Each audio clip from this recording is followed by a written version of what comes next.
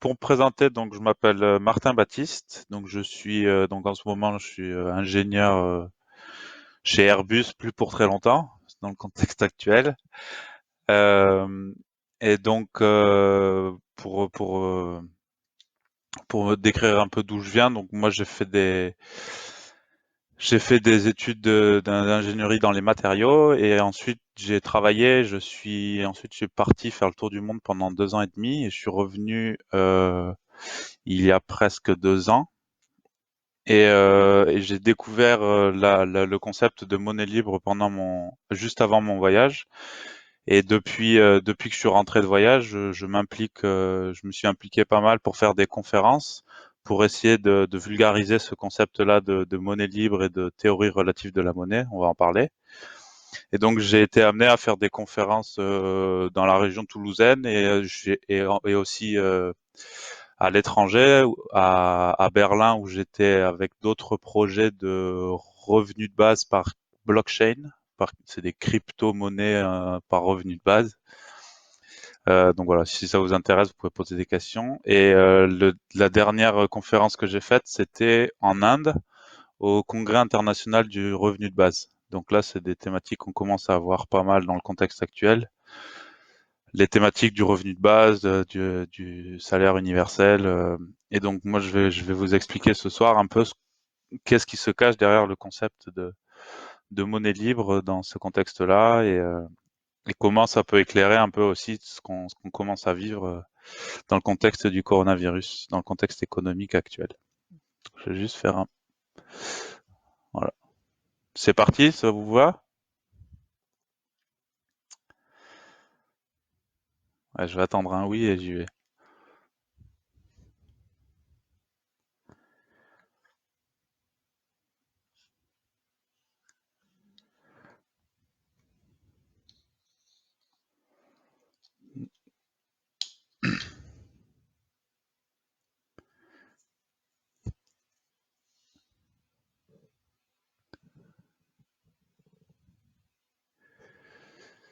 Je sais pas comment je peux me montrer. Est-ce que je peux me montrer? J'ai pas testé ça et je suis pas sûr. J'essaierai de me montrer à la fin, si vous voulez, pour les questions. Mais après, il va y avoir pas mal de diapositives animées, donc l'écran va être utile. Bon, donc c'est parti. Donc on va parler de la monnaie libre et de la théorie relative de la monnaie et de manière générale de création monétaire. Donc la théorie relative de la monnaie, c'est une théorie mathématique qui a été découverte en 2010 par un mathématicien français du nom de Stéphane Laborde.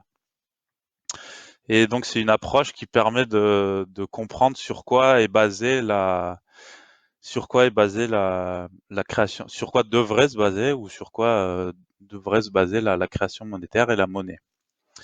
Et donc dans la théorie relative de la monnaie, il y a le concept de relativité qui occupe une part importante. Et alors on va parler rapidement pour introduire un peu. J'ai fait un peu cette conférence sur le thématique des limites. Donc j'avais intitulé la conférence La monnaie face aux limites. Et alors juste pour introduire cette notion, euh, il faut comprendre que quand on essaie d'étudier un système, il faut essayer d'en appréhender les limites. Et donc il y a un exemple dans la science qui est assez intéressant. Et s'il n'y a pas de limite, en fait, on est dans un système où a priori les choses sont infinies. Donc là, comme disait Einstein, la bêtise humaine est infinie, les ressources sont infinies. Tant qu'on n'a pas posé les contraintes du système et les limites du système, on présuppose que les choses sont infinies. Et donc, la science avant Einstein avait présupposé, en fait, partait du présupposé que l'univers, pas forcément que l'univers était infini, mais en tout cas que la lumière se propageait à une vitesse infinie et que du coup les interactions dans la matière s'opéraient instantanément. Et à la fin du 19e siècle, il a été mesuré que En fait, la lumière avait une vitesse limite. Donc on a mesuré une limite physique qui était la vitesse de la lumière. Et même si, malgré ça, malgré le fait d'avoir posé une limite à un système, à la fin du 19e siècle, il y a la majorité des scientifiques, représentés notamment par Lord Kelvin, qui est connu pour avoir théorisé le zéro absolu, qui a dit à un congrès de scientifiques, qui a dit c'est la fin de la physique. On a quasiment trouvé toutes les lois de la physique, alors même on avait cette étrangeté que la lumière se propageait à une vitesse limite et qu'il y avait une limite à cette propagation et que du coup les interactions de la matière elles pouvaient pas être infinies. Et c'est Einstein en fait ce qui a trituré l'esprit d'Einstein, c'est surtout le fait qu'on ait mesuré une vitesse limite à la vitesse de la lumière. Et donc en prenant au sérieux cette limite que Einstein a pu découvrir a pu théoriser et découvrir la théorie de la relativité et toutes les conséquences et a complètement remis en cause la théorie de la fin de la physique qui avait été théorisée par Lord Kelvin qui disait que tout avait été trouvé et que c'était terminé. Donc voilà, c'est juste une introduction pour dire que quand on prend au sérieux les limites, quand on étudie les limites du système et quand on prend au sérieux ces limites, ça permet de faire un pas beaucoup plus grand et d'être beaucoup plus pertinent dans ce qu'on pose. Alors, deuxième petite introduction, donc celui que vous voyez là, c'est John Locke, donc qui est le plus grand le plus grand des pères fondateurs du libéralisme. Et alors lui, il a vécu dans un monde où là, il y avait quand même l'illusion de l'infinité du monde. Mais malgré tout, il a posé dès le début des fondements du libéralisme. John Locke, c'est assez impressionnant dans ses écrits, c'est qu'il pose tous les avantages du libéralisme et dans la perspective de s'émanciper d'un droit divin et d'une théorie de justice qui est uniquement le fait de droit des hommes sur les autres, pour venir avec une théorie juridique qui est au-delà d'une théorie simplement économique, qui est une théorie juridique sur le droit naturel des hommes. Et dans toute sa donc c'est lui qui va théoriser, qui va donner la meilleure défense de la propriété privée en expliquant que quand on utilise des ressources que ces ressources sont en quantité suffisante et qu'on transforme ces ressources pour en faire un objet, et ben cet objet, on peut considérer que c'est notre propriété. Et là, là où John Locke, c'est assez impressionnant, c'est qu'il pose déjà le problème qui va occuper l'humanité pendant les 2 siècles qui vont courir après. C'est justement l'invention de la monnaie et ce qu'on va voir après, c'est comment on la crée. Et donc, il y a une phrase dans les deux traîtrises des gouvernements qui dit en substance, c'est pas l'exacte traduction, c'est que l'invention de la monnaie et l'accord tacite des hommes à lui accorder de la valeur introduit la possibilité de l'accumulation des possessions et un droit sur celle-ci. Et donc, John Locke, il pose le problème parce qu'on on pourrait croire que le libéralisme, c'est les fondateurs ont voulu quelque chose ont voulu faire croire que c'était une théorie qui était 100% juste et 100% autoportante. Et là, en fait, John Locke, dans ses écrits, dès le début, dès les fondations de cette idéologie, il va dès le début montrer la faiblesse à ne pas prendre en compte la monnaie. Et donc, c'est un peu tout le non-dit du libéralisme, du néolibéralisme, c'est de ne pas prendre en compte la question monétaire dans tous les modèles d'anticipation économique ou de prévision, et de ne pas prendre en compte à la fois la monnaie et surtout son mode de création. Alors, la monnaie aujourd'hui, comment c'est créé? Alors, vraiment, là, on va parler de manière très globale. Je vais faire des schématisations très, très grossières. Mais le but, alors, j'ai juste vérifié que... Ah ouais, bon, apparemment, c'est bon. Ah, c'est masqué. Ah oui, bah, pardon. Hop, voilà. Alors, je vais parler de manière très grossière. C'est juste pour voir les principes de création monétaire et pour voir en quoi la monnaie libre, en fait, ça permet de changer de paradigme. Donc aujourd'hui, la création monétaire, donc la création de nouvelles monnaies, elle est assurée par les banques. Alors on va pas faire le distinguo entre les banques centrales et les banques privées.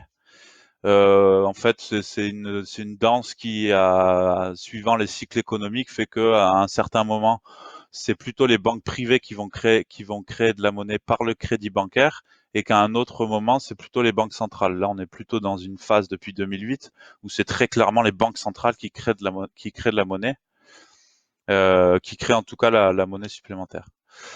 Et donc le fondement global de ce système-là, c'est que la monnaie, c'est de la dette. Donc, quand c'est très concrètement, quand vous allez voir un banquier pour contracter un crédit pour acheter un appartement, la, la créance qu'il va créer, donc la somme qu'il va créer après avoir attesté que vous êtes en capacité de rembourser, cette somme, elle va être créée à partir de rien, juste par une simple écriture sur l'ordinateur de cette banque. Et donc là, c'est comme ça que la monnaie est émise, est créée, et ensuite elle va donc dans l'économie. Donc une fois que vous avez votre crédit, vous allez acheter votre appartement. Et celui qui reçoit l'argent, lui, il va utiliser sa monnaie pour s'acheter d'autres choses. Donc là, la monnaie circule dans cette baignoire qu'est l'économie. Euh, et ensuite, vous allez travailler pour récupérer de la monnaie d'ailleurs, pour pouvoir rembourser ce crédit initial. Et donc, votre dette qui est au niveau de la banque, quand vous allez la rembourser, la ligne qu'il y a sur votre compte bancaire, on va dire qu'elle était à moins 40 000 euros. Bah, ces 40 000 euros, vous les avez fait circuler au moment où vous avez acheté votre appartement, mais quand vous les remboursez, cette ligne, elle revient à zéro. Donc en fait, on peut voir la création monétaire comme une création au moment de la signature d'un crédit et comme une destruction de la monnaie au moment du remboursement. Et donc là, il y a un système qui se met en route, c'est que pour qu'il y ait suffisamment d'économie, pour qu'il y ait suffisamment de monnaie dans l'économie, il faut en permanence que le débit d'entrée au niveau de la création monétaire au niveau des banques soit supérieur au débit de sortie qui correspond au remboursement. Et si vous faites pas ça, eh ben vous avez des systèmes, vous avez des problèmes de contraction de la quantité de monnaie et vous avez des crises qui s'en suivent. Mais le seul problème, c'est que pour faire couler en permanence pour pouvoir contracter plus de crédits en permanence que l'année d'avant, il faut être en permanence en recherche de croissance économique. Et donc c'est là que ce système monétaire, ce simple fait de créer de la monnaie par ce biais-là, par le biais de la dette, eh ben ça engendre une nécessité de croissance économique, puisqu'il faut être en permanence en recherche de nouvelles, euh, de nouvelles matières à exploiter, de nouveaux débouchés pour pouvoir créer de nouveaux crédits.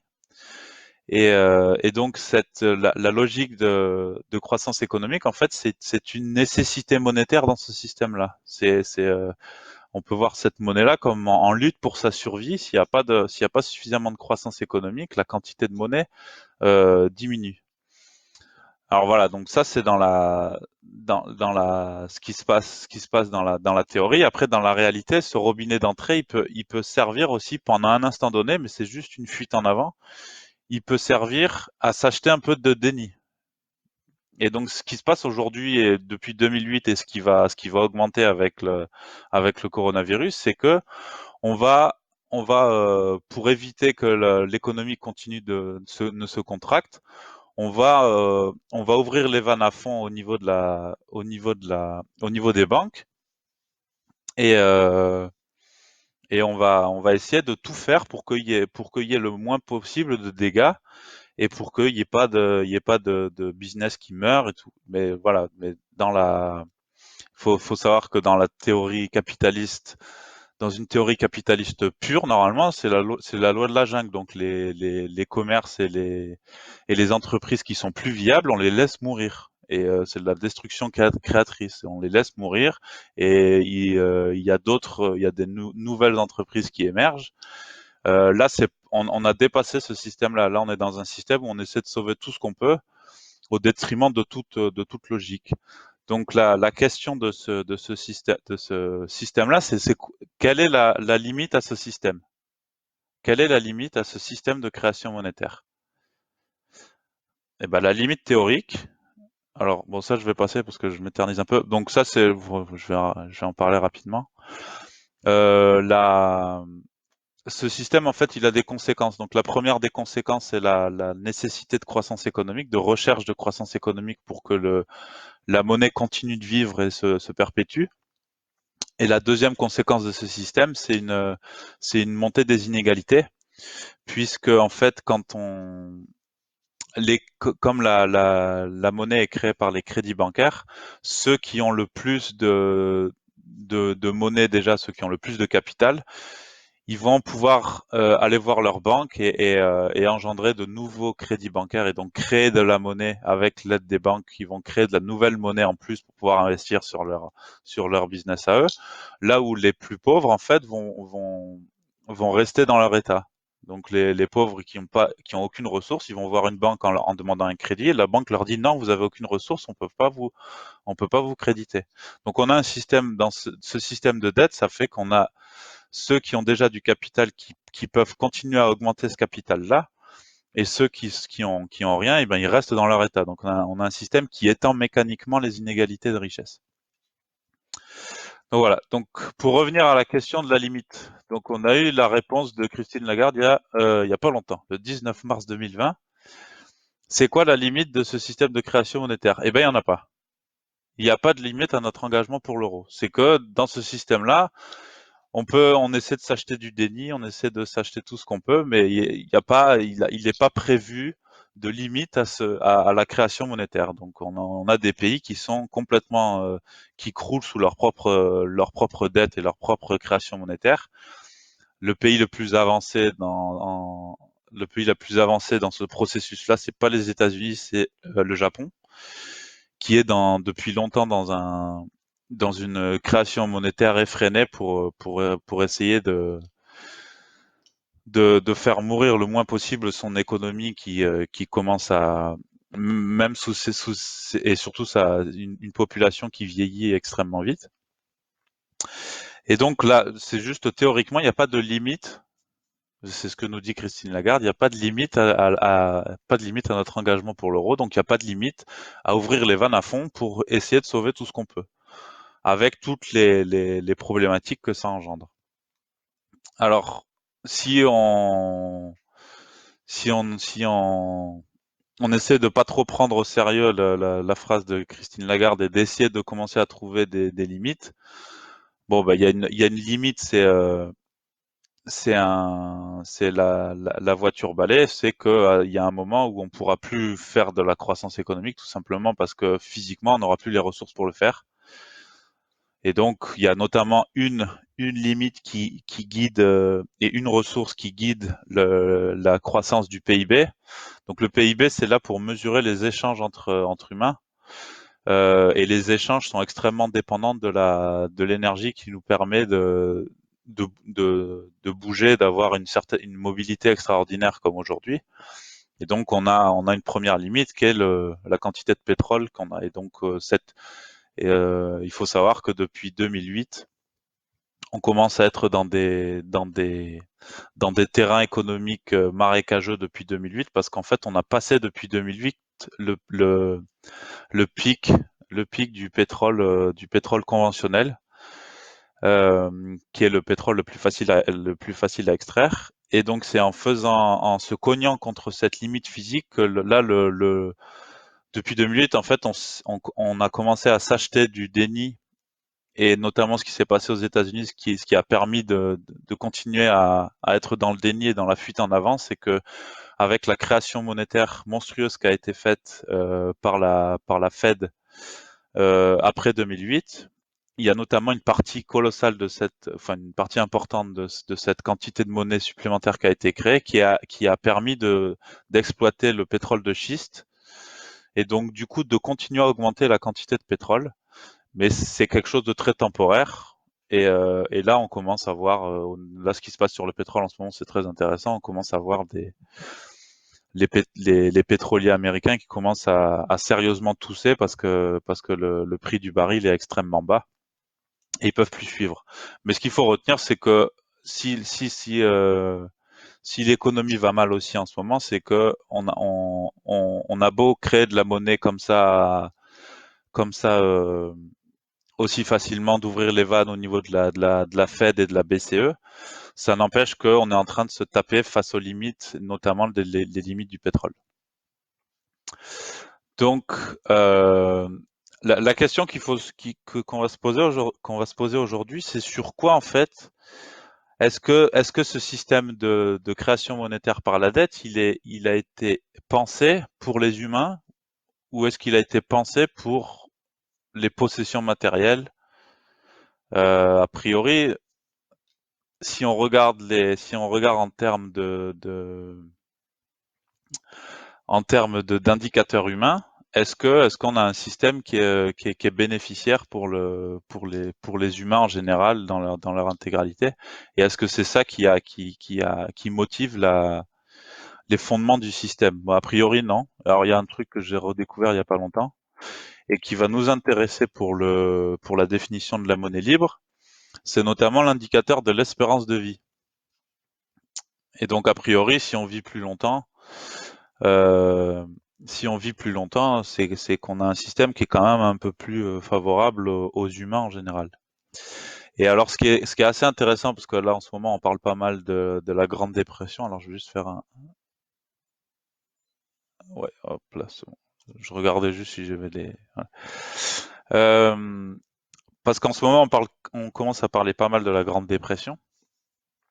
Et alors, c'est assez intéressant de voir que pendant la Grande Dépression aux États-Unis, en fait, c'est de manière générale, sur une échelle assez longue, on voit qu'aux États-Unis, l'espérance de vie est inversement proportionnelle à l'expansion du PIB. Donc GDP, c'est le PIB. Et donc à chaque fois que vous le voyez en dessous de zéro, ça veut dire qu'on est en récession. Et donc la période des 30 glorieuses, c'est une période où en fait l'espérance de vie a augmenté. Alors ça, quelque chose d'assez contre-intuitif, mais qui nous dit en fait que le système économique et le système monétaire, il n'est pas a priori indexé sur l'espérance de vie, c'est même plutôt l'inverse.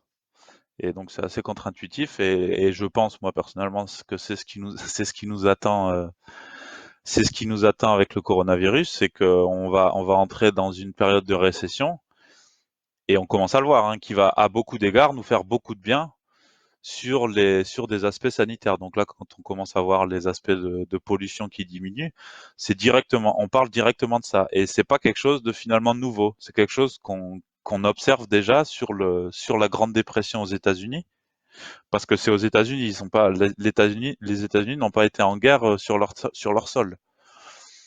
Donc, c'est quelque chose de tout à fait pertinent. On voit qu'à chaque fois que le PIB augmente, on a une chute, et qu'à chaque fois que le PIB diminue et qu'on est en grande récession, on a l'espérance de vie qui augmente.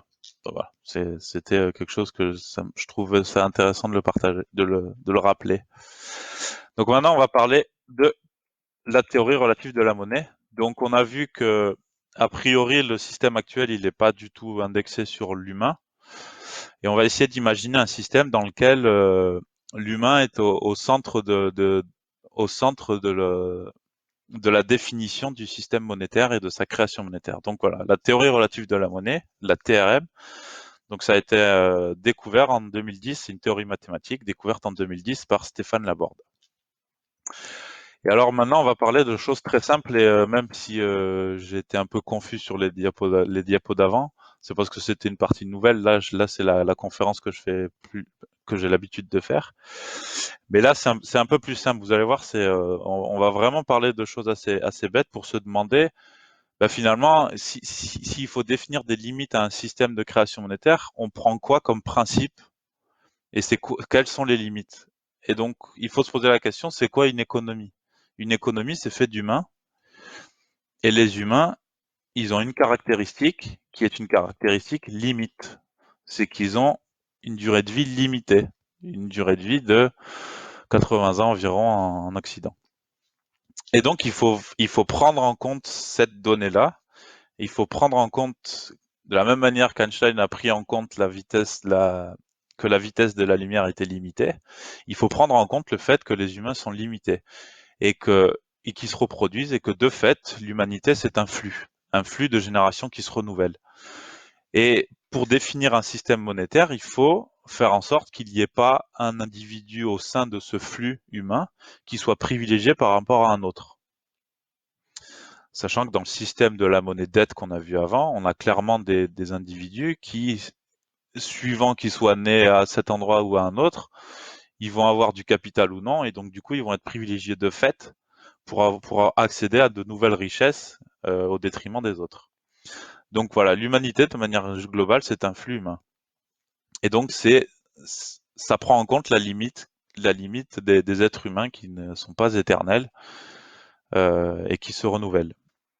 Donc voilà, une économie, c'est un flux humain et des valeurs économiques. Et donc ces humains-là s'échangent des objets. Donc ces objets, ils évoluent dans le temps, ils évoluent dans l'espace. Si c'est pas les mêmes, il y a des ruptures technologiques qui font qu'on invente de nouvelles choses. Et surtout, dans le futur, on sait absolument pas ce qu'on va créer. On sait absolument pas ce qu'on va s'échanger. Et donc, essayer de baser une monnaie sur une valeur économique quelconque, c'est ne pas comprendre ce principe-là. C'est ne pas comprendre le principe de relativité des choses qui fait que dans le futur, on ne sait pas ce qu'on va s'échanger. Et donc, essayer de revenir, par exemple, aujourd'hui, si on dit l'euro, le dollar, c'est une hérésie, c'est n'importe quoi, ça nous pousse à détruire l'environnement ou des choses comme ça. Pour dire il faudrait revenir à l'or ou aux choses ou à un quelconque autre métal, c'est aussi ne pas comprendre ce principe-là, c'est que l'or, peut-être que dans 200 ans, on n'en aura aucune utilité, ça aura perdu sa valeur symbolique, et euh, et en plus, il y a une énorme asymétrie du contrôle de la quantité d'or. Et donc du coup, il faut oublier d'essayer d'adosser une quelconque monnaie sur une valeur physique. Et il faut se focaliser sur le flux humain. Et donc la monnaie, ça peut très bien être un objet uniquement mathématique et on va voir comment le définir. Donc on peut voir le flux humain comme une cascade où où chaque goutte est un individu. Et donc la limite et ce qui caractérise cette cascade, c'est l'espérance de vie. Donc voilà, c'est pour ça que je voulais faire cette petite digression juste avant sur l'espérance de vie qui est inversement corrélée au PIB a priori, quoi. Donc voilà, donc ça c'est juste pour décrire de manière très simple ce que c'est qu'une économie. A priori, si on le décrit de manière globale, c'est un flux humain, d'humains qui changent et qui se renouvellent, qui s'échangent des choses dans un espace. Et donc, on va d'essayer de voir s'il y a une solution pour faire en sorte que la monnaie soit créée sans privilégier personne dans ce flux. Et donc ça revient à appliquer mathématiquement cette phrase qu'on connaît particulièrement bien en France, a priori. Tous les humains naissent libres et égaux en droit. Donc ça, là ce que je vais faire, c'est un peu des mathématiques. Je vais aller assez vite on pourrait y revenir après. Mais en fait, la théorie relative de la monnaie, on peut la simplifier comme ça, en faisant une application mathématique au niveau de la monnaie de cette phrase.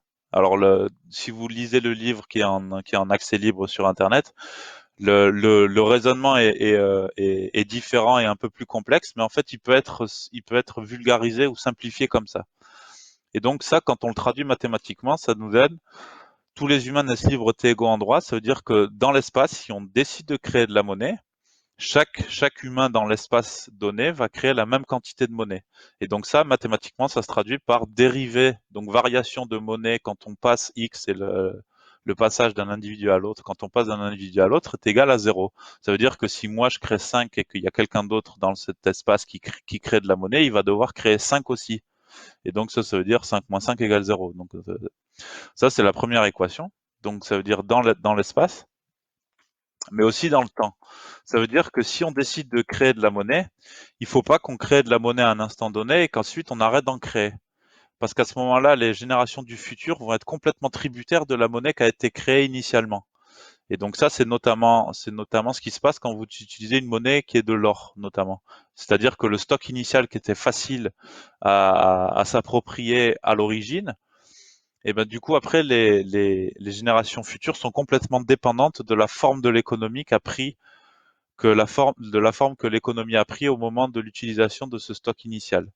Et donc il faut faire en sorte de créer de la monnaie dans le temps sans privilégier personne dans le temps. Et donc ça se traduit mathématiquement par dérivée de m, la quantité de monnaie, en fonction du temps, dt, est égal à un accroissement de la quantité de monnaie dans le temps. Et cette valeur C, on va le voir plus tard, mais en fait est dépendante de l'espérance de vie et donc est dépendante de la vitesse de renouvellement des générations. Donc, quand on résout ces deux équations, on a la forme de la création. Alors là, je vais assez vite parce qu'en fait, il y a une animation après qui permet de mieux comprendre sur un cas isolé. Et pour ceux qui sont pas à l'aise avec les mathématiques, c'est pour ça que je vais pas y rester des heures dessus. Donc là, cette équation résulte des deux premières. Ça nous donne la forme de la création monétaire. Donc là, la création monétaire, elle prend une forme exponentielle. Alors ça peut vous paraître contradictoire avec ce que j'ai dit en termes de finitude et de voir une loi exponentielle, mais en fait c'est que des chiffres et on va voir que ça n'implique pas du tout une exploitation exponentielle des ressources. Voilà. Ça veut simplement dire que la quantité de monnaie augmente pour prendre en compte le fait que des générations du futur vont arriver demain dans le système. Mais c'est pas du tout corrélé, c'est pas du tout lié avec une nécessité d'exploiter plus de ressources. Voilà. Donc, et la deuxième conséquence, donc la deuxième équation, et ça c'est le résultat fondamental de la théorie relative de la monnaie, c'est le dividende universel. C'est-à-dire qu'à chaque fois qu'on va faire croître cette quantité de monnaie, on va la répartir, elle va être en fait co-créée à égalité par tout le monde. Donc on va la répartir en fonction du nombre qu'il y a dans cette économie. Et donc c'est ce que veut dire le dividende universel, c'est la part égale que chacun co-crée. Et donc c'est une part de la masse monétaire à un instant donné divisée par le nombre de personnes. Et donc cet objet en fait c'est un objet mathématique qui est qui est en fait un invariant qui va nous permettre en fait d'exprimer les prix euh, et de se comprendre dans ce système-là. Donc en fait, on va mieux le voir, c'est pour ça que je ne vais pas m'éterniser, on va mieux le voir avec les animations qui suivent. Et donc là, dans cette équation-là, on a le C qui est l'accroissement de la quantité de monnaie. Il est défini, alors là, je ne vais vraiment pas rentrer dans les détails, mais en fait, on calcule le C pour faire en sorte qu'il n'y ait aucune génération qui soit privilégiée par rapport à une autre. Et donc, on fait intervenir EV, que vous voyez là, c'est l'espérance de vie. Et donc, on a un résultat qui est pour une espérance de vie de 80 ans, on a un C, c'est-à-dire une augmentation de la masse monétaire dans le temps de 10% par an. Et à chaque fois qu'on fait croître de 10% par an cette quantité de monnaie, elle est co-créée à égalité par tout le monde. Donc de la création monétaire est complètement égalitaire dans ce système-là. Et donc, on va voir que ça a des conséquences qui sont assez importantes et assez intéressantes. Voilà, une monnaie libre, et donc ça, c'est le résultat de la TRM. C'est une monnaie libre, c'est une monnaie créée à égalité par tous, par dividende universel. Alors, pour comprendre comment ça fonctionne, pour comprendre un peu ses propriétés, on va faire un exemple. Donc là, on a vu que la création monétaire, elle épousait la création monétaire globale, la loi globale, elle épouse une loi exponentielle. Donc ça, c'est une exponentielle. Voilà, donc ça augmente très vite. Et donc là, on va s'imaginer que cette quantité de monnaie, c'est ce cercle. Et en fait, on va faire croître dans le temps la quantité de monnaie, on va faire croître ce cercle. Et on va prendre une situation, un exemple avec des intervenants qui ont chacun la part de monnaie qui correspond à ce cercle. Donc là, on a euh, on a Sissi, par exemple, qui a la part bleue, donc la quantité de monnaie bleue de tout ce cercle. Donc là, il y en a quatre, et il y en a quatre autres, ils ont tout le reste en noir. Ils se partagent le reste en noir, mais nous, on va étudier que ceux en couleur. Et donc, la quantité de monnaie que chacun a, ça correspond à la taille de son cercle. Et donc, il y a quelque chose de très intéressant quand on crée de la monnaie de manière égalitaire comme ça, c'est qu'on va pouvoir exprimer les prix en quantité. Donc la quantité, c'est la taille du cercle, mais surtout, on va pouvoir les exprimer en relatif. Donc en relatif, ça veut dire par rapport à la quantité totale de monnaie. Donc encore une fois, ça prend en compte la limite totale, la limite à un instant T. Ça prend en compte la limite qui est combien il y a de monnaie au total. Parce qu'il faut savoir aujourd'hui, c'est qu'on est dans l'illusion d'un système monétaire et économique infini. C'est-à-dire que quand vous allez à la boulangerie, vous achetez votre baguette de pain 1 euro. Bon, ben, vous l'achetez 1 euro, mais est-ce que ça vous est souvent arrivé de vous dire qu'en fait c'est 1 euro sur environ 12 000 milliards d'euros en circulation dans la zone euro? Non, pourtant c'est une limite. C'est une limite du système qui permet de mieux comprendre en fait que si on exprimait les prix comme ça en relatif à chaque fois dans la zone euro, on se rendrait compte qu'il y a des endroits dans la zone euro où il y a beaucoup plus de création monétaire que d'autres endroits. Notamment, il y a des endroits sur les marchés financiers de la zone euro qui bénéficient d'une création monétaire outrageuse, alors qu'au fin fond de la Creuse, il n'y a pas du tout de création monétaire. Donc ça, si on faisait cet effort de prendre en compte la limite qui est la quantité totale de monnaie, on aurait plus de conscience des phénomènes économiques. Voilà, c'est petit aparté. Alors, donc là, dans cet exemple, on va l'exprimer en pourcent. Donc, simplement, on peut soit dire que si par exemple, elle a un cercle qui correspond à 27 unités sur 100, sur un total de 100 qui correspond à tout le cercle, ou alors on dit que si elle a 27% de la monnaie. Donc voilà, donc ça, c'est les deux manières c'est juste la manière avec laquelle on exprime la monnaie. Et donc maintenant, ce qu'on va faire, c'est qu'on va faire un saut dans le temps et on va créer de la monnaie en fonction conformément aux équations qu'on a vues juste avant. Et donc, on va faire un saut de 12 ans dans le temps.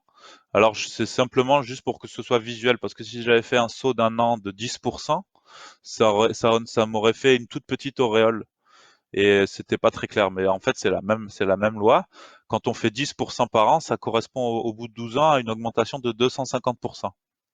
Donc là, en 12 ans, là, on parle juste de création monétaire. En 12 ans, on a créé 250% de monnaie en plus. Et donc, il y a 8 personnes dans cette économie. Chacun va créer une part. Donc, on divise en 8 et c'est pour ça que ça s'appelle un dividende universel. Chaque part, c'est un DU. C'est un dividende universel. Et donc, chacun crée une part à égalité. Donc ça, c'est la nouvelle situation. On voit que euh, quantitativement, tout le monde a créé de la monnaie, tout le monde a priori gagné de la monnaie. Mais en fait, ce qui est important, c'est encore une fois, c'est pas de savoir c'est pas de savoir combien de monnaie j'ai en plus. Ça, c'est insuffisant comme information. La question pertinente, c'est de savoir combien j'ai de monnaie en plus et combien il en a été créé en tout.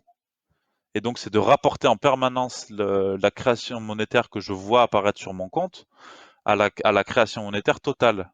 Et si cette création monétaire, elle n'est pas définie par des lois égalitaires, comme c'est le cas pour l'euro ou toutes les autres monnaies qu'on connaît, eh ben on peut voir clairement en faisant cet exercice-là qu'il y a de la il y a de la création, il y a de la monnaie qui est créée quelque part contre mon gré. Et donc là, donc ça c'est la nouvelle situation. Et donc là, on réexprime en relatif en pourcent. Et donc on voit que, ah, pardon, on voit que on va mieux le voir sur un graphe après, que les comptes en pourcent en fait se mettent à converger. Alors que tout le monde a créé de la monnaie et la même quantité, les comptes relativement y convergent. Alors là, juste pour l'exemple, on va imaginer que Dédé à ce moment-là il meurt. Donc dans la monnaie libre, on crée de la monnaie quand on est vivant. Le seul critère pour créer de la monnaie, c'est d'être vivant. Et donc là, juste pour l'exemple, Dédé, il meurt, il arrête de créer de la monnaie. Ça veut pas dire que sa monnaie disparaît. Ça veut dire qu'il va arrêter de créer de la monnaie à partir de cet instant, mais sa monnaie continue d'exister. Donc on peut imaginer qu'il peut la léguer à ses enfants, il peut la donner à ses enfants. Euh, mais là, on imagine juste pour l'exemple que ça reste sur son compte, comme ça on voit. Et au même moment, il y a Anna qui naît. Donc on refait l'opération de faire un saut dans le temps de 12 ans et on crée une nouvelle fois 250% de monnaie en plus. Et donc là, même opération, ils sont toujours 8, parce que Anna a remplacé Dédé. Ils sont toujours 8. Ils sont toujours 8 et du coup, le DU, chacun crée un dividende universel. Et donc là, le DU, vous voyez, il est plus gros en quantité, il est plus gros que le DU 12 ans avant. Et donc ça, en fait, ça c'est parce que c'est une loi exponentielle. Et c'est justement ce qui permet d'accueillir les nouvelles générations sans, sans les léser par rapport aux générations d'avant. Parce qu'en fait, ça permet en fait de diluer, ça dilue la monnaie des anciens et ça donne du pouvoir au présent. Ça donne toute sa pertinence au présent, j'ai envie de dire. Mais on va mieux le voir en gros. Mais c'est ce système-là qui permet en fait d'accueillir les nouvelles générations et de prendre en compte justement le flux humain et le fait que les générations dans 80 ans, ce seront plus les mêmes êtres humains sur cette terre. Donc on refait la même opération, chacun crée une part, chacun crée un dividende universel. Et donc ça, c'est la nouvelle situation. Donc là, on voit les trois situations qu'on vient de voir. Et donc on voit qu'en quantité, tout le monde a créé de la monnaie, sauf Dédé en jaune, au moment où il est mort, sa monnaie arrête de croître. Donc ce qui se passe, c'est que la monnaie n'est pas détruite, mais la monnaie, en fait, quand on meurt, elle finit par être diluée et devient diluée dans une masse monétaire qui continue à augmenter de manière exponentielle et elle devient complètement insignifiante. Donc c'est pas de la destruction, c'est de la dilution, on va dire. Donc ça c'est les pourcentages. Donc maintenant on va le voir sur un graphe en utilisant du coup les deux manières d'exprimer la monnaie. Donc le référentiel quantitatif c'est la taille des cercles. Donc c'est par exemple 27 là pour c'était 27 sur 100 on imagine pour le cercle de Sicile en bleu, c'était 27, une quantité qui correspond à la taille du cercle. Et donc, dans le temps, on voit que ça augmente. Et on voit que tous les cercles augmentent. Donc ça, c'est l'exponentielle que vous voyez. Ça, c'est les trois états qu'on a vus. 1, 2, 3. Et donc, on voit que tout le monde augmente. Mais là, on voit que on voit pas très clairement qui a quoi par rapport à qui a combien de monnaie a une personne par rapport à une autre. Parce que c'est pas le plus pertinent de regarder en quantitatif. Encore une fois, le plus pertinent, c'est d'essayer de voir combien il y a par rapport à la totalité. Et donc là, ce qui est le plus intéressant, c'est de voir le référentiel relatif. Et le référentiel relatif en pourcent qu'on a vu, donc là, vous avez le premier état. Donc là, on exprime en pourcentage. On a le premier état, le deuxième état où Dédé en jaune, là, il meurt et il y a Anna qui naît.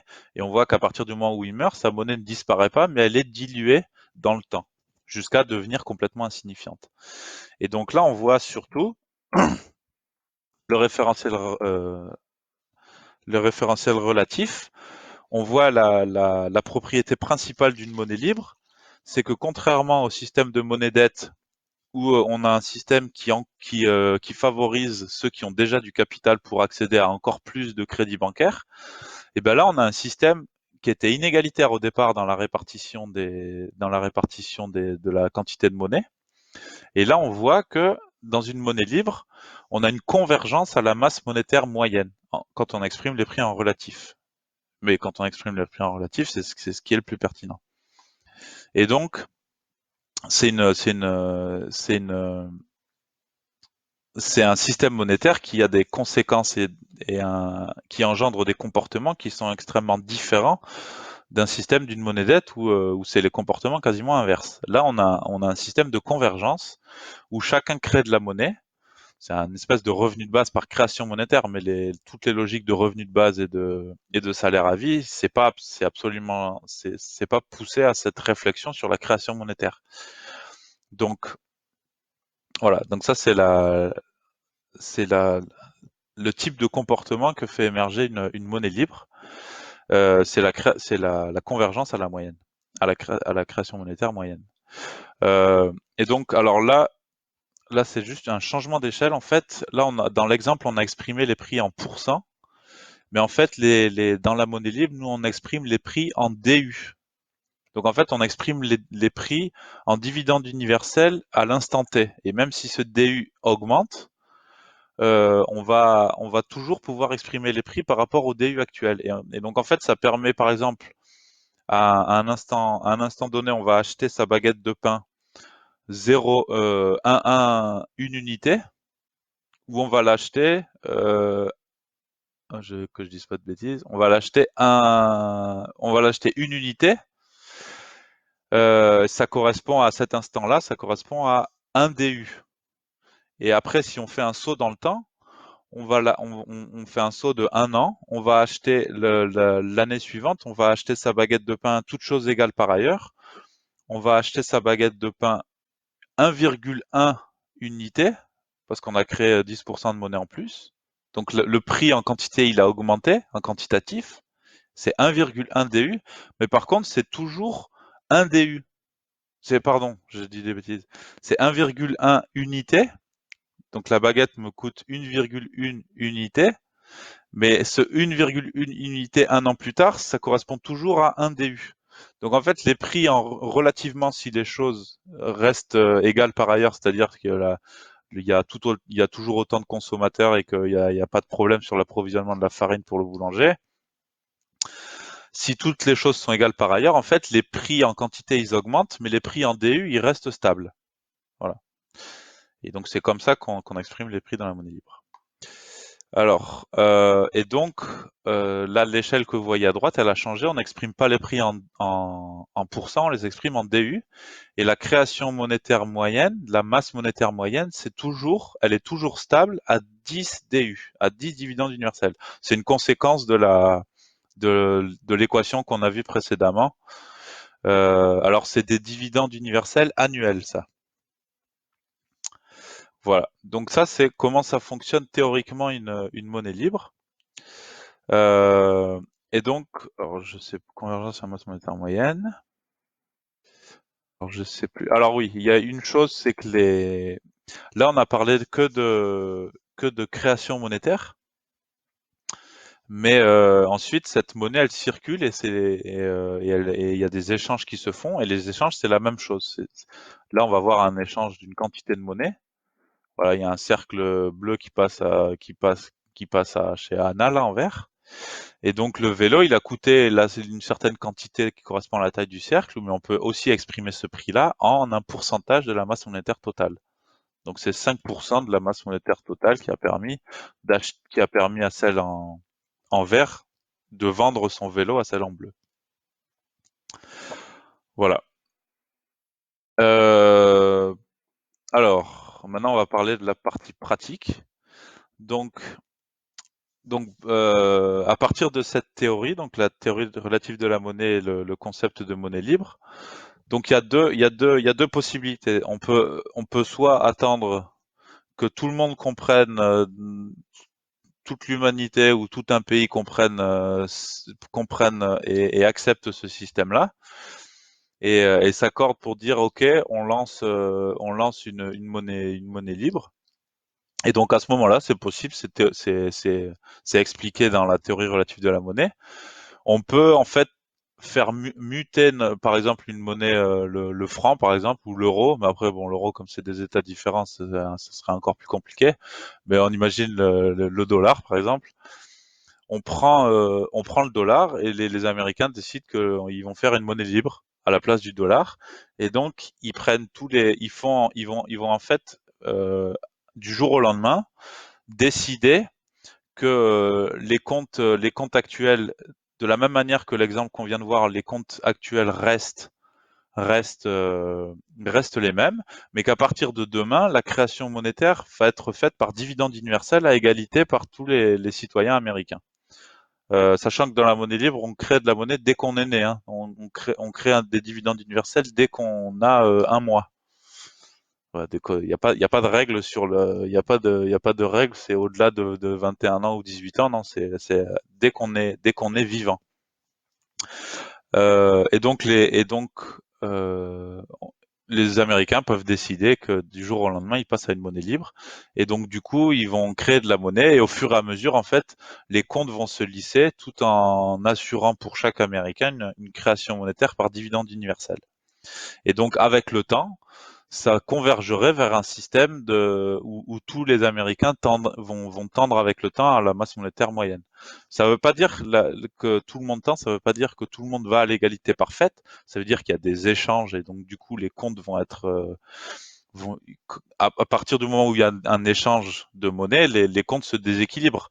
Mais c'est que la tendance lourde, il y a une attraction globale à la masse monétaire moyenne.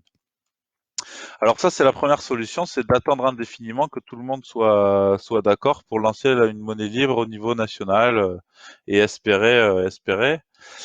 Et la deuxième solution, c'est de considérer qu'on est libre pour utiliser une telle monnaie et de commencer à essayer de la lancer à une échelle, à partir d'un point de départ et de le lancer de manière locale, à partir d'un point de départ, puisque c'est une monnaie qui peut accueillir de nouveaux membres. Euh, c'est de faire ce pari-là. Et donc ce pari-là, il a été lancé avec la June, que vous voyez le logo. Donc ça s'écrit G1 et c'est la première monnaie libre de l'histoire. Et donc ça a été lancé il y a 3 ans en France. Donc c'est la seule et unique monnaie libre qui existe dans l'histoire et qui existe à la surface de la Terre. Et ça a été lancé principalement en France. Euh, Et donc, en fait, il y a un enjeu quand on essaie de faire sortir de terre un système comme ça de monnaie libre, c'est qu'il faut, surtout de manière comme ça organique, on va dire, il faut faire en sorte qu'il y ait qu'un seul compte de créateur de monnaie par personne. Donc, il faut s'assurer qu'il n'y a pas des gens qui vont créer deux comptes créateurs de monnaie. Donc pardon, la June, c'est une crypto-monnaie. Donc, c'est une monnaie numérique basée sur une blockchain qu'on va voir juste après. Et donc, l'aspect important, c'est qu'il faut un système pour faire en sorte qu'il n'y ait pas de double compte. Et ce système dans la monnaie libre, ça s'appelle la toile de confiance. Donc la toile de confiance, c'est un système qui permet aux différents membres en fait de se certifier mutuellement qu'ils sont bien des personnes physiques reliées à cette clé publique, à ce compte, et que c'est bien cette personne qui est reliée à cette clé en particulier. Et donc, c'est un système où il y a là, ce que vous voyez, c'est une schématisation de la toile de confiance. Et donc, là, ce que vous voyez, c'est des flèches, ça correspond à des certifications. Donc, c'est utilisable sur un smartphone avec une application qui s'appelle Cesium. Et donc, là, les gens se certifient mutuellement. Et en fait, pour commencer à créer de la monnaie, pour commencer à créer un dividende universel, donc dans la monnaie libre, dans la June, on crée un dividende universel tous les jours. Alors, euh, et pour commencer à créer un DU par jour, il faut être certifié par 5 membres existants de la toile de confiance. Et donc, et ces membres, en fait, vont certifier que votre personne cette personne qu'ils connaissent physiquement, qu'ils ont rencontré, qu'ils connaissent, qui sont en mesure de contacter, euh, est bien cette personne qui est reliée à ce compte-là. Et qu'il n'y a pas qu'il n'y a pas de double compte. Et donc en fait, ce système par croisement mutuel, ça permet en fait, alors ça permet pas d'empêcher des gens de faire des doubles comptes, ça permet de les détecter. C'est-à-dire que vous allez pouvoir faire un faux compte et éventuellement arriver à vous faire certifier sur deux comptes différents. Mais avec le temps, vous allez c'est de la théorie des graphes. Avec le temps, comme les paramètres de la toile de confiance sont assez stricts, vous allez finir par vous isoler. Et là, physiquement, il y a un moment où vous allez être repérable. Et donc, le moment où vous êtes repérable, vous vous exposez à des sanctions qui sont que les gens à l'avenir vont pas vouloir vous certifier à nouveau. Et vous allez perdre vos droits de création monétaire. Parce il faut savoir que les, euh, les certifications ont une durée de vie. Donc, il faut se refaire certifier en permanence et avoir au minimum en permanence 5 certifications valables. Donc, euh, donc c'est comme ça c'est avec le système de toile de confiance qu'on s'assure qu'il y a qu'un compte par personne. C'est pas, le but, c'est pas d'éradiquer à 100% la fraude, c'est de la rendre extrêmement compliquée. Voilà. Alors maintenant, je vais vous expliquer comment ça fonctionne la blockchain, mais vous allez voir, c'est assez simple. Et surtout, je vais vous expliquer comment fonctionne la blockchain d'Unitaire. Donc, d'Unitaire, c'est le nom du logiciel qui supporte la monnaie libre. Euh, et donc, comme on a vu sur la toile de confiance, donc la toile de confiance, c'est le fait de gens qui se sont certifiés. Donc, en fait, à l'origine, il y a 3 ans, il y a eu la toile de confiance originelle, on va dire, a été créée par 60 membres. Donc, les 60 premiers membres ont permis de créer la June. Et depuis 3 ans, on est aujourd'hui à environ 2600 membres sur la France, de gens qui sont désormais certifiés et qui créent des dividendes universels tous les jours. Donc voilà, alors comment ça fonctionne? Donc ça, c'est un exemple simple pour voir un peu quelles sont les fonctionnalités. Donc là, tous ces gens-là, ils font partie de la toile de confiance. Donc comment ça fonctionne en fait? Donc c'est un système qui est complètement décentralisé et qui est supporté euh, par un réseau informatique décentralisé. C'est-à-dire que certains membres, ça c'est pas obligatoire que ce soit tous, certains membres en fait possèdent des nœuds du réseau qui permettent de calculer les différentes transactions, de calculer la création du dividende universel tous les jours. Et donc, alors je vais peut-être faire un arrêt si, ouais, c'est bon, j'avais pas trop de questions. Hop, je vais revenir. Donc ça, c'est les nœuds du réseau. En fait, ils sont là. C'est le squelette numérique de la blockchain. Et c'est ce qui permet de calculer les différentes transactions et toutes les, toutes les données de cette monnaie, de la June. Donc, chaque nœud possède en fait une copie de la blockchain. Donc, la blockchain, c'est une chaîne de blocs où en fait, dans chaque bloc, il y a des informations. Donc, ces informations, ça peut être des transactions. Et toutes ces informations, donc la blockchain, c'est un livre de compte partagé sur un réseau d'ordinateurs décentralisé. Donc, le Bitcoin fonctionne avec une blockchain aussi. Par contre, les aspects création monétaire du Bitcoin, c'est pas du tout les mêmes. C'est pas du tout les mêmes que la monnaie libre. Là, on parle uniquement de la blockchain d'Unitaire, qui est beaucoup plus intéressante que le Bitcoin, parce que ça a pas des destinées spéculatives et surtout au niveau empreinte écologique, ça demande extrêmement peu d'énergie contrairement au Bitcoin. Et on va voir pourquoi. Donc en fait, comment ça fonctionne en fait? Un protocole informatique qui permet de désigner en fait à un moment donné un nœud du réseau pour qu'il enregistre le prochain bloc dans la blockchain.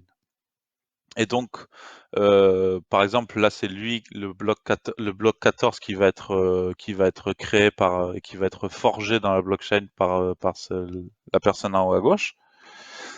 Alors, ce qu'il y a, par exemple, comme information, il y a la création du DU en fonction des équations qu'on a vues précédemment.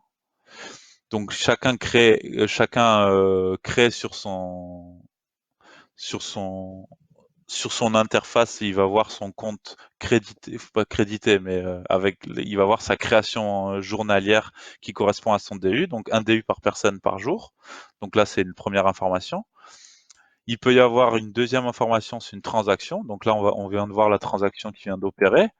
Et là, elle s'enregistre dans le bloc.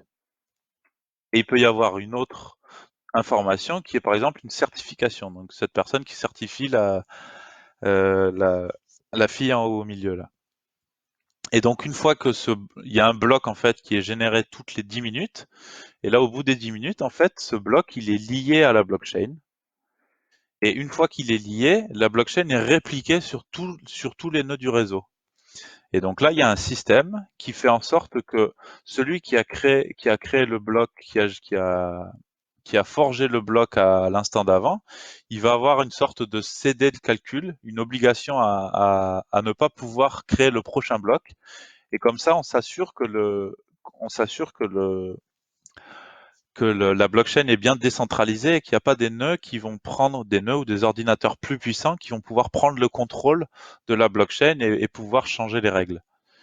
Et donc là, on s'assure qu'il y a un roulement et que le réseau est bien décentralisé.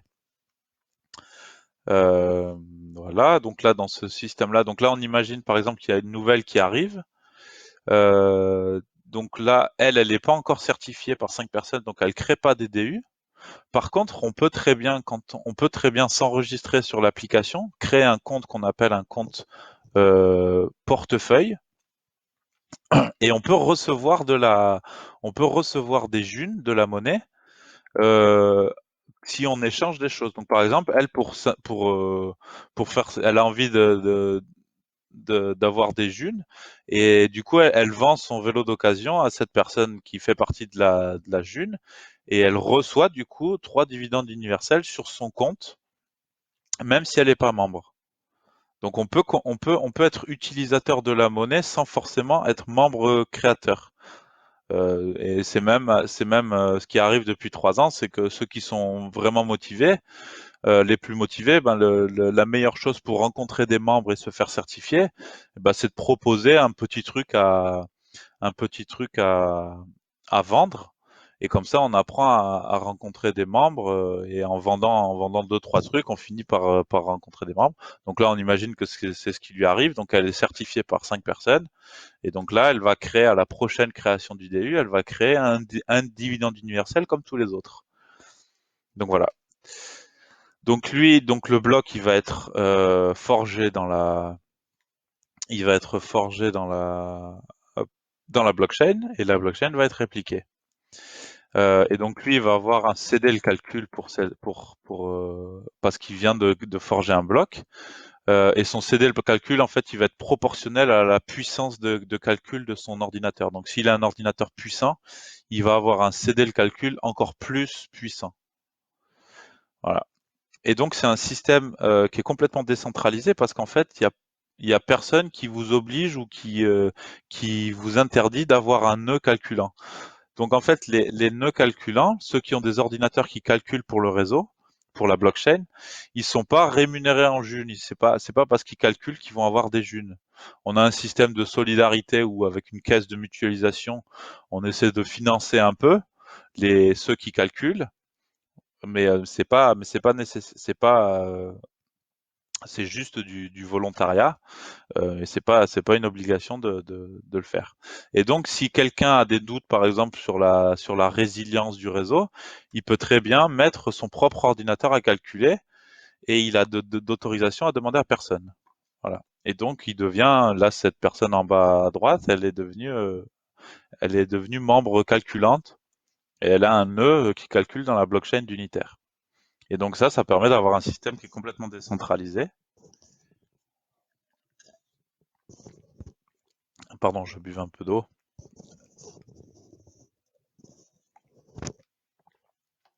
Donc voilà, c'est comme ça que ça fonctionne d'unitaire. Et donc en fait c'est le pour ceux qui connaissent un peu le Bitcoin, la grosse innovation d'unitaire, c'est qu'en fait les nœuds sont identifiés, nous, les nœuds de calcul du réseau, ils sont identifiés dans notre toile de confiance. Et c'est ce qui permet en fait d'avoir un système qui est extrêmement peu demandeur en énergie, puisqu'on n'a pas besoin d'être dans une course au calcul effréné pour désigner les futurs ordinateurs qui vont calculer les futures transactions. On a juste besoin d'un système qui garantit un roulement entre les différents membres calculants, et on a un système qui demande extrêmement peu d'énergie. Et en plus, c'est un système sécurisé, puisqu'on pourrait très bien faire une monnaie libre papier ou une monnaie libre centralisée, mais là, l'intérêt, c'est d'avoir quelque chose de décentralisé, euh, parce qu'on tient au fait que ce soit quelque chose qui soit complètement à la disposition de tous, et qui ait pas d'instances centralisées qui prennent le contrôle, et parce que à ce moment-là, c'est des choses qui peuvent être détournées. Donc là, il n'y a pas de centre, c'est quelque chose de beaucoup plus organique. Alors, donc ça, c'est le cœur logiciel, et en fait, au niveau utilisation, au niveau utilisateur, donc ça, c'est le cœur d'Unitaire, c'est la blockchain. Et en fait, pour les utilisateurs, en fait, qu'ils aient ou pas un nœud calculant, c'est pas très grave. Aujourd'hui, il faut savoir qu'on a la June, on est à peu près 2600 membres, mais il y a qu'une cinquantaine de membres qui ont un ordinateur qui calcule pour la blockchain d'Unitaire. Donc c'est pas énorme, on n'a pas, et ça fonctionne très bien. On n'a pas besoin d'énormément d'ordinateurs et de nœuds calculants. Et les autres, et tout le monde peut utiliser, les 2600 membres peuvent utiliser cette monnaie. Ah, ben j'ai pas mis la dépôt. Mince. Attendez, je me suis trompé, ou alors.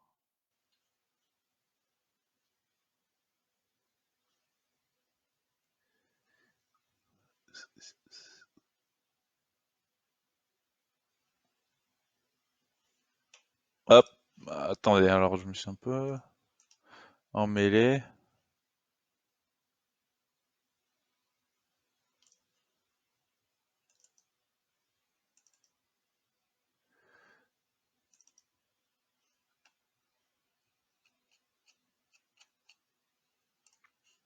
Bon,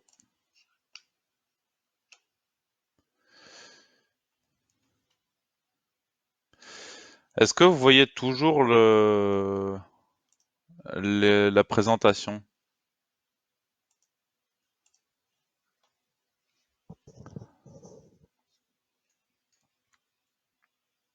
Oh, 1h10.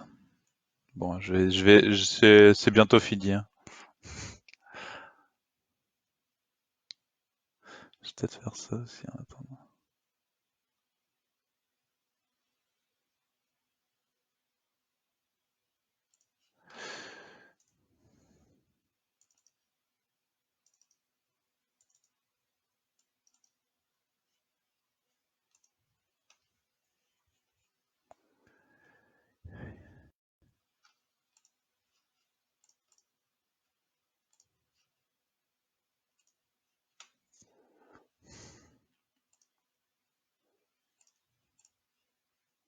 Oui, pardon. Alors, je m'y remets.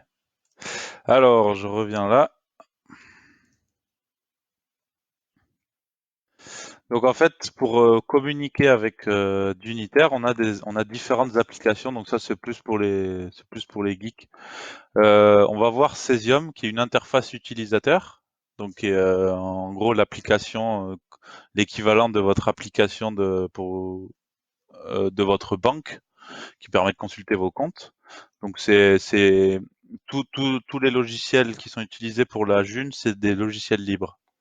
Donc c'est pour ça que les développeurs sont plus préfèrent utiliser Linux et des et des outils open source. Donc ensuite, il y a Cesium qu'on va voir ensuite, qui peut être utilisé sous Linux ou sous Windows. Il y a une application Android, il y a une application iOS maintenant, et il y a aussi la possibilité pour ceux qui n'ont pas de smartphone de faire des paiements par SMS. Et il y a maintenant qui commence à être développé des systèmes de G1 billets, qui sont en fait des espèces d'hybrides entre des billets et des chèques, avec des QR codes d'encaissement et de décaissement. Et donc ça permet en fait de charger de la monnaie qui provient d'un compte sur un billet. Et le billet, en fait, il va être valable tant que le QR code le QR code de décaissement est pas flashé avec un appareil qui a été développé pour. Et donc, ça permet pour ceux qui n'auraient pas qui n'auraient pas d'accès immédiat à Internet ou qui n'utilisent pas des smartphones, d'avoir un système de billets. Donc voilà, c'est pas essentiel, c'est pas automatiquement uniquement utilisable par smartphone. Faut savoir qu'une monnaie libre, le concept qu'on a vu, vous pouvez très bien faire une monnaie libre papier. Mais simplement, l'intérêt de la blockchain, ça permet de sécuriser et de simplifier beaucoup plus l'utilisation d'une monnaie, parce que quand il y a quand même une majorité de personnes qui utilisent des smartphones et c'est assez facile à utiliser. Alors, je vais vous montrer à quoi ressemble Cesium.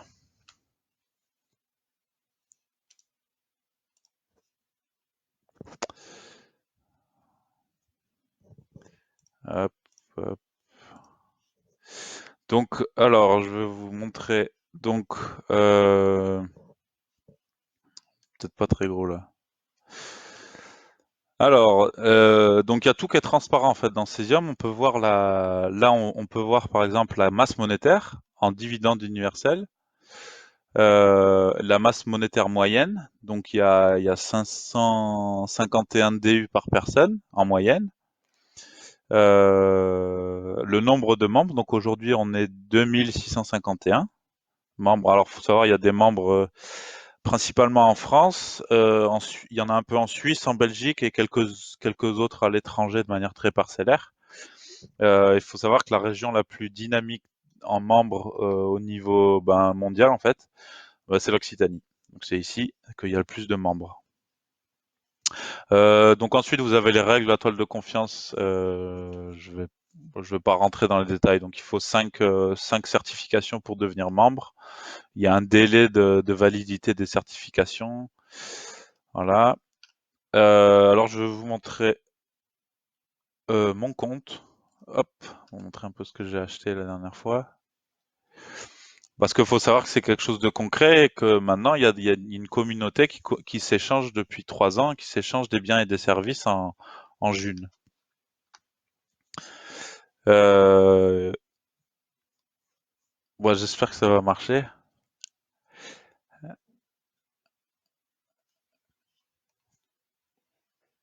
Sinon, je l'ai peut-être en...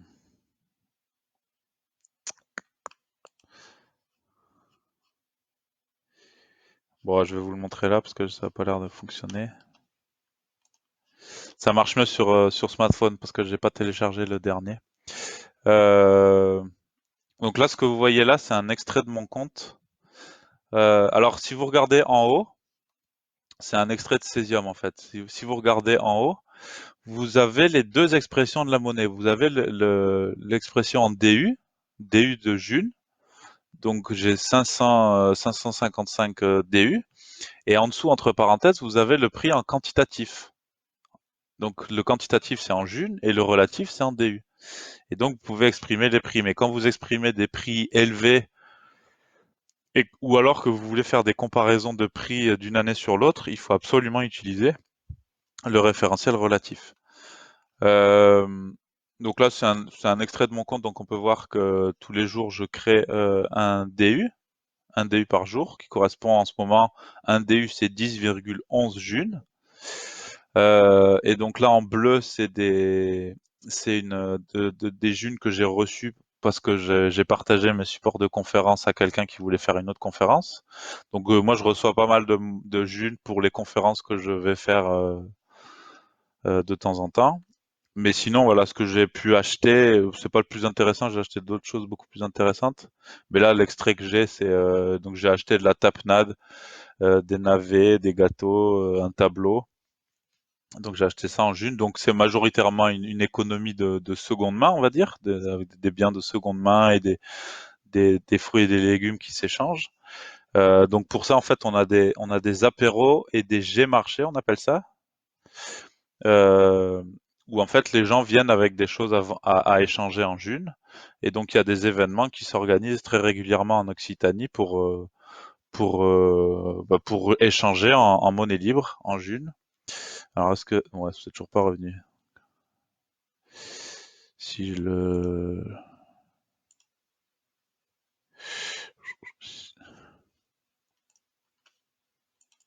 C'est parce que j'ai pas été...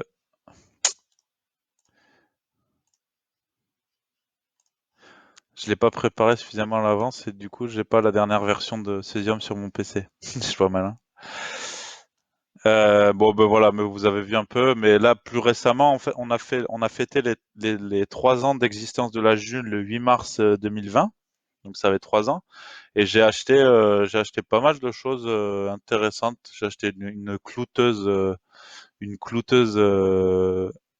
hydraulique, enfin pas hydraulique, une clouteuse électronique électrique, pardon, qui est vraiment pas mal. Et j'ai acheté vraiment pas mal de choses. Plein de petits sacs en tissu très très mignons. Enfin voilà. Il y avait vraiment pas mal de choses la dernière fois à l'anniversaire de la June. Donc voilà. Je pense que je vais m'arrêter là en vous montrant, si ça vous intéresse, les différents liens que vous pouvez voir. Non, mais c'est pas cette présentation, c'est celle-là.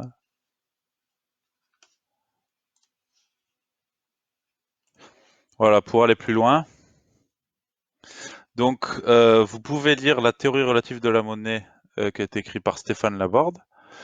Il y a aussi, il y a pas mal de ressources hein, sur Internet, il y a pas mal de vidéos de conférences. Si vous allez notamment sur le YouTube de Monnaie Libre Occitanie. Alors il y a un jeu qui a été développé, c'est un jeu de simulation économique. Donc en fait, on s'échange des cartes avec qui simulent des valeurs économiques et on se les échange avec une monnaie. Et en fait, ça s'appelle le Geconomicus. Et en fait, on joue une première partie avec la monnaie qui est créée par en monnaie dette en fait, la monnaie créée par une banque avec le principe du crédit. Et ensuite, on rejoue la même partie avec avec une monnaie libre. Et à la fin, en fait, on compare le nombre de valeurs qu'on a pu s'échanger dans ces deux systèmes. Et c'est un jeu qui permet de vivre en soi, en fait, les différences de comportement que ce qu'implique en fait l'utilisation d'une création monétaire ou d'une autre. Voilà. Donc, si vous voulez devenir utilisateur, donc vous pouvez télécharger Cesium. Et donc ensuite, si vous voulez rencontrer des membres et éventuellement venir vous faire certifier, eh ben, faut venir à des apéros. Donc, vous pouvez trouver les liens sur le site Monnaie Libre Occitanie. Vous avez l'agenda avec les événements qui sont organisés. Parce qu'en fait, il faut rencontrer des gens, il faut rencontrer physiquement les gens pour pouvoir être certifié. Il faut apprendre à se connaître. Et c'est vraiment une monnaie depuis qu'on, depuis que ça a été lancé, de par cette contrainte-là de devoir rencontrer des membres, de pouvoir rencontrer des gens pour pouvoir être certifié, ben c'est justement cette contrainte qui permet de créer du lien social. Et là, l'aspect communauté, c'est vraiment très intéressant. Et donc voilà, si vous voulez rencontrer un peu la communauté d'utilisateurs en Occitanie, vous pouvez aller sur le site Monnaie Libre Occitanie pour voir un peu les différents événements et apprendre à en découvrir plus sur la monnaie libre. Donc ensuite, vous avez d'unitaire si vous voulez des infos techniques et conceptuelles. Vous avez le forum Monnaie Libre Monnaie Libre si vous avez des questions ou voilà si vous voulez approfondir aussi. Vous avez le site J'échange, j'en ai pas parlé, c'est Le Bon Coin en June. Donc c'est une plateforme, c'est un site, une plateforme de mise en lien d'acheteurs et de vendeurs en monnaie libre. Et le site J'annonce qui est la même chose, c'est un autre. Donc voilà. Donc je vais m'arrêter là. Alors ce que je peux faire. Ah mais non mais est-ce que je peux. Alors je vais arrêter le partage et je vais voir si vous me voyez.